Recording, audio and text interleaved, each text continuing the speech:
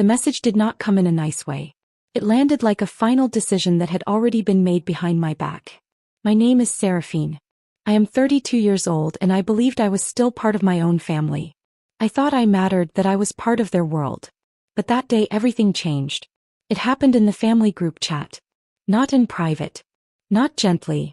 Not with care. It happened in front of everyone who mattered to me.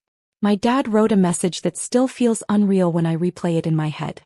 He said, "We've decided you should step away for now." There was no reason given. No soft explanation. No hesitation in the words. It was just a clean, clear instruction to remove myself from a place that I had helped hold together with both money and love for many years. My mom stayed silent in that chat, which somehow felt heavier than any insult she could have typed. I stared at the screen for a long, long moment, feeling my heart beat in a slow, strange rhythm. I did not type anything at first because I refused to argue in public. I refused to beg for a place I had earned through years of sacrifice and care. Finally, I typed back, keeping my reply simple, calm, and final. I said, "I'll respect that and step away from the family entirely." I wanted to end it clearly. I wanted no more arguments, no more confusion. A moment later, my sister reacted to my message with a celebration emoji. That tiny, small reaction said more than any words could. It was like a knife twisting quietly, but it also told me clearly that everything had shifted. That night I did not cry. I did not call anyone to ask why. I did not scream or yell. I went to the investment account that I had built using my name, my credit, and my trust. My hands did not shake. My breathing stayed steady. I made one decision silently in the dark. That night, I closed the $285,000 investment of mine that I had set aside for them. It had been saved carefully over the years, money I had worked hard for, money I had trusted would help the family survive. But after that message, it felt wrong to keep it for them. Before this story continues and before you hear what happened next, take a second to think about this. What happened after that message changed everything I thought I knew about loyalty, family, and self-respect. Before everything broke, our family was already holding on by very thin threads. Our small seafood shack had once been a place where people lined up for a simple family restaurant near the water. Neighbors came for fried shrimp, crab boils, and grilled fish. It was a warm place full of laughter and the smells of the sea. But when things started to go wrong, they did not go wrong slowly. They collapsed all at once. Mom was the first to react, but not with solutions. She moved through the restaurant with a tight, worried face, flipping through unpaid invoices, whispering numbers to herself, checking the same pile of envelopes again and again as if looking at them could make them disappear. Dad, on the other hand, did the opposite. He started making chaotic decisions. Ordering more inventory even when the refrigerators were full, agreeing to high-interest short-term loans without reading the fine print, promising discounts to customers we could not afford. When both of them spoke, it felt less like leadership and more like panic pretending to be authority.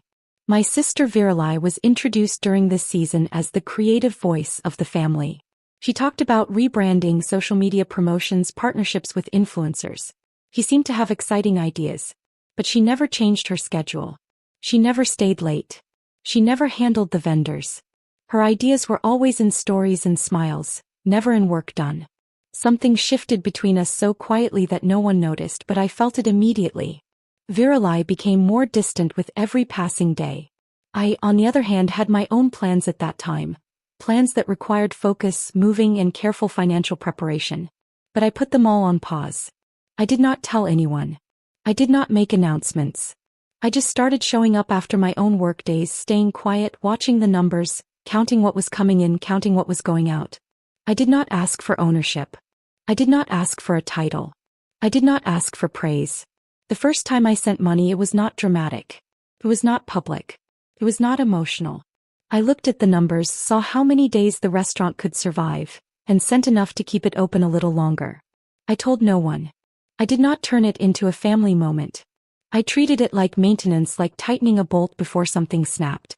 That was also the moment I stopped helping from a distance. I began controlling what I could. I built simple tracking systems. I separated bills by urgency. I redirected vendor payments. I began speaking directly to suppliers so late fees would not destroy relationships that had taken years to build. I was no longer just a daughter trying to help. I was quietly functioning as the structure holding everything upright while everyone else reacted. By the time I realized how deep my involvement had become, stepping back already felt impossible. By the second summer, nothing serious happened without my approval. The business started breathing again, not because luck changed, but because someone finally stayed awake long enough to face what had been ignored. Days stopped feeling random and became structured, since every payment, every supplier delay, every damaged piece of equipment had a voice waiting for answers. That voice was not loud, but it was steady. It was mine. Seafood suppliers were the first walls that needed moving. Conversations became uncomfortable quickly because unpaid balances do not soften just because a family looks tired. I learned how to speak without apologizing, how to buy time without promising lies, how to explain real numbers without letting anyone see weakness. Extensions were not handed freely. They came one signature at a time after long calls that drained more energy than physical work ever could. Kitchen equipment contracts turned into another battlefield. Freezers kept breaking. Stoves needed repairs. Rental companies stopped believing excuses. Papers were revised. Penalty clauses were stretched. Overdue fees were turned into longer timelines. Every conversation required calm even when my hands stayed tense. Every agreement required pressure even when my voice stayed level. Debts did not disappear, but they stopped growing wild. Old balances that everyone avoided were pulled into clear lists. Numbers were no longer enemies hiding in folders, but became problems sitting directly in front of me. I stopped treating finances like storms that passed on their own and started treating them like broken pipes that needed hands on the valve. That shift changed everything. Virali did not disappear during this time. Her presence lived in stories and updates delivered to others and smiles shown when cameras were nearby. Work did not touch her hands, but visibility found her often. Compliments drifted in her direction. Questions sounded like they belonged to her. While the pressure stayed somewhere else entirely, something quite hardened inside me during that season, but it never turned into shouting or scenes. It turned into distance that grew without announcement. My parents slowly began leaning on me without saying it directly. Decisions started coming to my side of the table without anyone naming why. Bills waited for my review before moving forward. Problems found their way to my phone without hesitation. Responsibility stopped feeling like a favor and started feeling like an expectation that nobody asked for but everyone relied on. What changed most was not the workload but the silence surrounding it. Appreciation did not exist in loud forms. Gratitude did not become a habit. There were no celebrations, no acknowledgments, no soft moments that balanced the pressure. There was only a steady understanding that things worked when I touched them and collapsed when I stepped away. A few months before the business looked stable, the tone inside my family changed. The first thing I noticed was how compliments started landing in places that felt unfamiliar. Even when nothing serious had shifted in real work, voices carried warmth in the wrong direction while silence slowly gathered around the places where I stood. There was no announcement, no confrontation, only a quiet movement of attention that felt deliberate without ever being spoken aloud. Dad began speaking about Virali with a pride that felt rehearsed rather than natural. He praised her leadership in front of staff members, talked about her instincts with strangers present, and repeated her name in meetings where my presence went unrecognized. Mom followed those moments closely, offering smiles that lingered longer than necessary, allowing that version of the story to grow stronger every time it was repeated. I remained steady on the outside while watching a new reality being handed to others like it had always belonged there. Outside the building, Virali shaped the narrative with confidence. She spoke to vendors with ease, explained the business to visitors, and described my involvement as something light and supportive. When people started thanking her for decisions I had carried alone, I understood that the shift had moved beyond misunderstanding and into something intentional. The story was no longer shared. It was being rewritten. One afternoon, a manager approached me quietly, not with fear, but with a careful tone that suggested he had been thinking about every word. He told me that he had been instructed not to bring reports directly to me anymore. He explained that changes in structure had already been discussed without my knowledge. He asked me to be patient, although patience felt meaningless when space was being taken away without consent. The storage area behind the kitchen became a place where truth existed without effort. I walked through narrow aisles while voices floated freely, believing they had privacy. My name was spoken without warmth. My role was described as temporary, emotional, unnecessary. Each word pressed deeper than anger ever could, Not because they were loud but because they were calm. I did not interrupt. I did not correct. I did not defend myself. Silence wrapped around me while everything I had built was being reduced through whispers. Meetings began to happen without any notice to me. Chairs filled with people who had once asked for my guidance while calendars closed without my access. Even when I tried to speak, it felt as if no one heard me. Decisions were made, instructions were given, and approvals were signed without me. People who had once looked to me for answers were now directed elsewhere. I watched quietly as the business moved forward, but without me. It was as if my work had always belonged to someone else. Conversations stopped the moment I walked into a room. It felt like my being there broke something new that was forming. People who used to talk to me stopped talking. My phone, which was always buzzing with messages and questions, suddenly went quiet. Things that used to need my opinion or decision now happened without me. The space I had once been part of slowly closed around me, and I wasn't even told about it.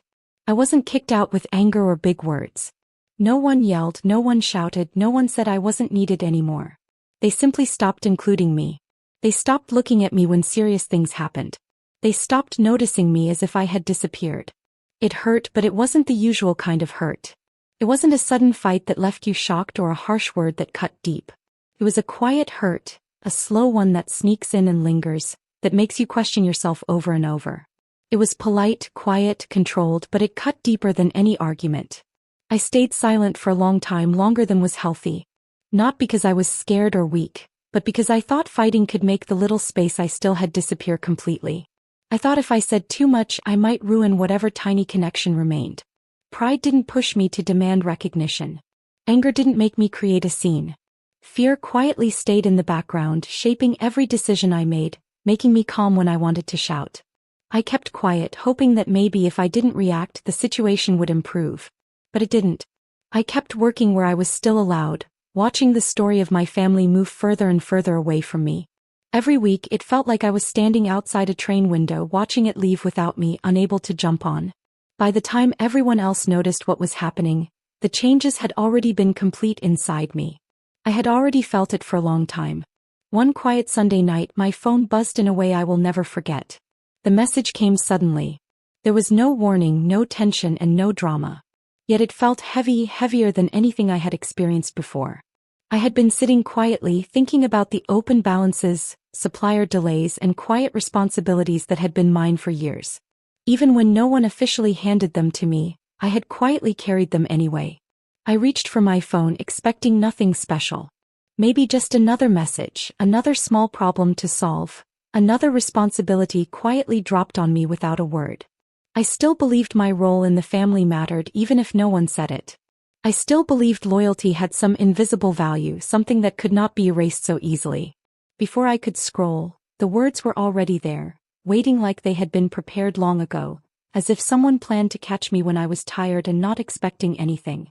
"We've decided you should step away for now," Dad texted. The message appeared in our family group chat. This was the same place where plans used to circulate, where financial problems were shared, and where my advice was asked only when things got serious. But there was no warmth in the message. No kind words. No recognition of the time and effort I had given.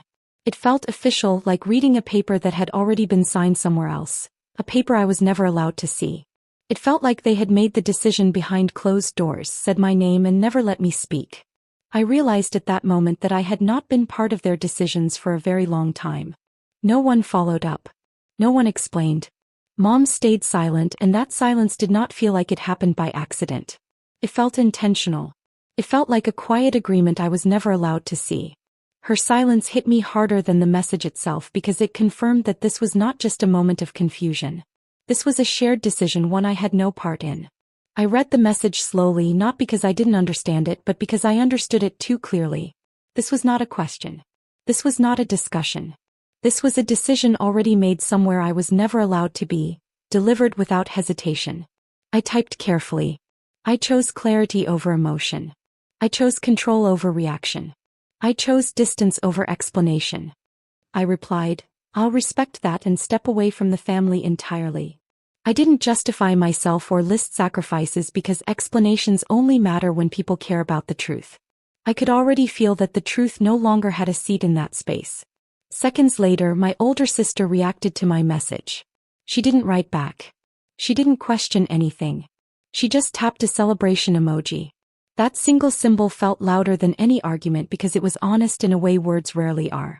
The chat went quiet again, and this silence felt permanent. No one tried to make things softer. No one tried to fix anything. No one showed concern. The quiet felt deliberate, solid, and final, like the last moment of a conversation that had ended long before I even knew it was happening. In that silence, I finally understood that what I had called family had quietly moved on without me. That night did not end with shouting or tears. It ended in clarity. I realized that I had been removed not by accident but by agreement. A family that valued me only when I was useful now celebrated the moment I was no longer needed. The next morning started quietly, but my mind was already made up. I woke up without confusion. I woke up without hesitation. I woke up without the pressure I had felt for years, always wondering how to fix problems that were never truly mine to begin with. The room felt ordinary. The light felt normal. But my thoughts moved with a clarity I had not felt in years. There was no anger driving me. There was no desire to prove anything. There was only calm, a steady understanding that had grown inside me while everyone else slept. I sat at my desk and opened the investment account that had carried more weight than most people realized. This was the account that had been used to keep the restaurant running during supplier emergencies and money gaps no one wanted to admit existed. I logged in slowly, not rushing, because I was no longer reacting. I was no longer trying to save something that had already chosen to function without me. The numbers appeared clean and precise on the screen. I looked at them once, not because I doubted but because it was a habit. Then I initiated the transfer. I withdrew the entire $285,000, the exact amount I had invested to keep their business alive. I watched the confirmation appear and I didn't feel triumph or regret. It felt procedural, like closing a chapter that had been left open too long out of false hope. Immediately after removing their access, I blocked every financial permission they had. I revoked every shared authorization, every linked device, and every connected permission. I did not hesitate because hesitation had already cost me too much time. I did not worry about appearances because I had spent years worrying about how things looked while being quietly erased. Later that same morning, I contacted my attorney, Thaler, who had helped me before with legal paperwork and financial protection. This was the first time his role mattered outside of quiet documents. I explained everything directly. I did not exaggerate. I did not distort my emotions. I left no space for misunderstanding. He listened quietly, which told me that what I described was not surprising but extremely clear. Thaler began preparing immediate legal boundaries. He advised me to protect myself before the situation could be twisted into something dangerous. He said that silence would be safer than explanation. He said that documentation would be stronger than emotional conversations. That afternoon I drafted the email. I didn't overthink the words. I didn't add drama. I didn't include personal pain. I simply wrote that I was ending every legal and financial role associated with the business. I wrote that I would withdraw from any informal responsibilities. I wrote that I would no longer be available for approvals, consultations, negotiations, or operational decisions. Before sending it, I reread the email once. Not for doubt but for accuracy. Then I sent it. After sending, I sat still for a long time. There was no relief that crashed over me. There was no excitement. There was only steady understanding that I had finally stopped pouring energy into a place that had already stopped seeing me as part of it. I felt grown. I felt grounded. I felt very still. I did not check my phone for reactions. I did not wait for anger or apologies. I did not prepare defenses. I understood that the silence that would follow would be louder than any argument, and that silence would belong to them, not me. In that quiet, I finally felt free. Not free like running in a park or playing a game, but free in my mind. Free from the weight of being erased. Free from the pressure of being needed only when convenient. Free to choose what mattered to me, not what others expected. It was a calm freedom, steady and strong, and it felt like stepping into sunlight after a long, shadowy tunnel. That morning changed everything, not because I shouted or made a big scene, but because I was finished. I had reached the point where I could not handle anything more. I had done everything I could, and I had said everything I needed to say. I was done, and that made a difference. 1 week later, problems started showing up everywhere. What had seemed like a strong and steady business now felt shaky, like a house of cards ready to fall. Nobody in the family wanted to say it out loud, but everyone could feel it. I did not need to be there to see what was happening because the signs started reaching me from people who had worked with us for years. They no longer sounded confident when they spoke. Their voices were unsure, quiet, and careful, like they were scared of saying the wrong thing. The first problem came from the seafood suppliers. They stopped confirming when deliveries would come. They ignored invoices and bills. Trucks were delayed without any explanation. People who had once trusted simple phone calls now asked for papers to prove we had enough money. Some of them stopped answering altogether. This created quiet panic inside the operations that had always counted on reliable supply chains. Everything that had seemed normal started to feel unpredictable. Soon after that, employees began leaving. Some were honest about their reasons. They said they had heard rumors that payroll might not be stable. Others disappeared quietly, leaving resignation letters without explanation. I learned from former supervisors that staff members were worried about whether their wages would be safe and whether the restaurant could survive another month under unclear leadership. Fear and doubt started spreading slowly like a shadow over everyone who worked there. Banks and lenders began their own reviews. Old loans were flagged, documents were requested again, and legal departments looked more closely at the business structure than they had before. Agreements that used to be signed without hesitation now needed formal scrutiny. Clauses that had never mattered before suddenly became very important. Legal language started to tighten around every transaction. Everything was being examined carefully, like someone was checking every small detail. Inside the company, Virali was suddenly pushed into visibility in ways she had never experienced. Investors, auditors, and outside consultants asked her direct questions about her role, her authority, and her understanding of the financial systems. She was asked to explain operations she had rarely touched and decisions she had never personally handled. Meetings that once praised her now showed how little control she actually had. She had to be responsible for things she had not been trained for, and people were watching her every move. As pressure grew, rumors of lawsuits started to appear quietly. Attorneys began asking for records, timestamps, and agreements. Some parties began discussing potential legal action connected to misrepresentation, financial exposure, and corporate responsibility. The idea of civil action shifted from a distant threat to structured preparation, supported by documents I knew existed because I had once helped organize them. What struck me most was not the chaos but how predictable it all felt. For years, I had held fragile parts of the system together without being named, respected, or protected. Once those supports disappeared, nothing replaced them. Decisions slowed down. Fear began to spread. Confidence collapsed in private conversations long before it appeared publicly. Calls and messages began reaching my phone more frequently. Some came from people who sounded nervous. Some sounded apologetic. Others spoke carefully, choosing words that suggested they already knew the situation could not be repaired easily. I did not answer any of them. I did not respond. I watched from a distance that felt clean, controlled, and deserved. Mom and Dad stopped appearing in internal communications that used to feel automatic. My parents no longer sounded certain in their private exchanges. Control shifted from authority to damage control, and even that felt unstable. Virali was left facing questions alone, carrying responsibilities she had never expected to hold without assistance. By the end of that week, the business no longer looked strong from the inside. It looked exposed. It looked vulnerable. It looked like something that had lost its true foundation long before anyone realized what was missing. I did not celebrate the collapse. I did not feel satisfaction from unraveling. I felt clarity. Consequences do not arrive loudly. They arrive when the silence becomes impossible to ignore. Problems show up slowly, quietly, and at first you may not notice them. But once they grow, they cannot be ignored anymore. 1 month later, my life felt stable for the first time. I no longer woke up scanning messages or checking updates that were never meant for me. My phone stayed quiet for longer stretches of time, and the silence felt earned rather than empty.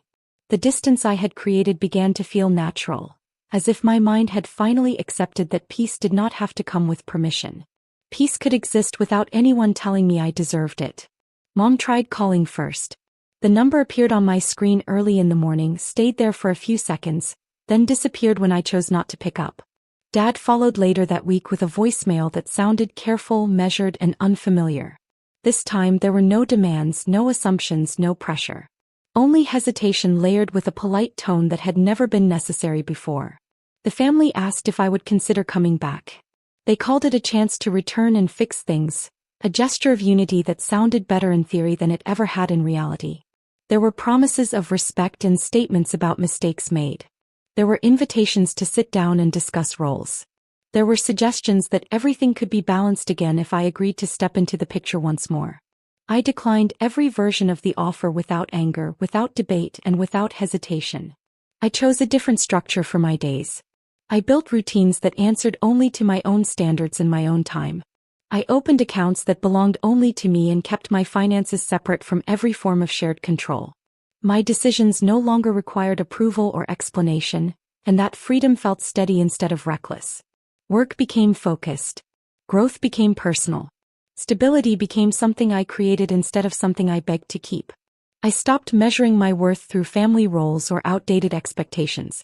The urge to prove myself faded as soon as I stopped standing in rooms that required performance. My life became quieter in the best way, filled with predictable routines, honest effort, and outcomes that belonged only to my hands.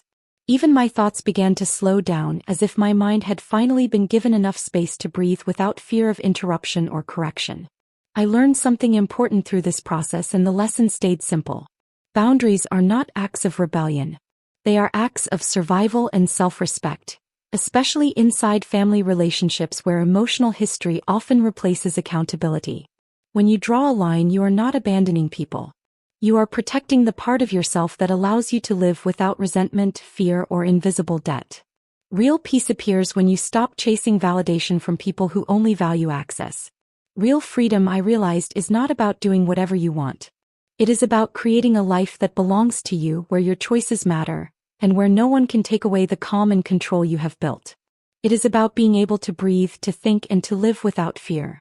It is about waking up each morning and knowing that you are in charge of your own life, not anyone else.